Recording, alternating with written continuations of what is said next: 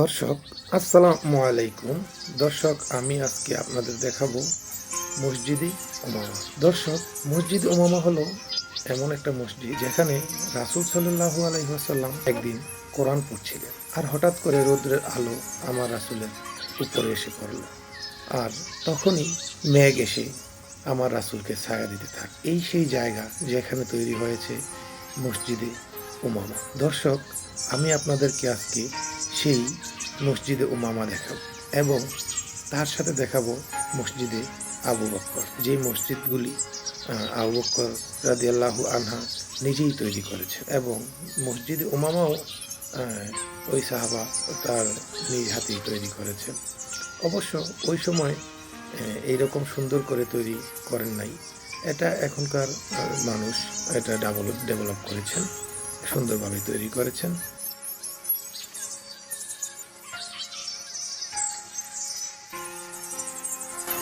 আসসালামু আলাইকুম দর্শক, এটা হলো মসজিদে আবু বকর। আবু বকর রাদিয়াল্লাহু আনহু নামে এই মসজিদটির নামকরণ করা হয়েছে।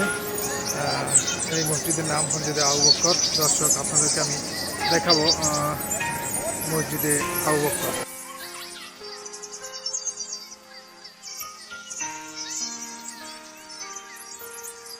আবু বকর রাদিয়াল্লাহু আনহু তার নিজের হাতে এই মসজিদটি তৈরি করেছেন। এই হলো সেই মসজিদ, আবু বকর মসজিদ।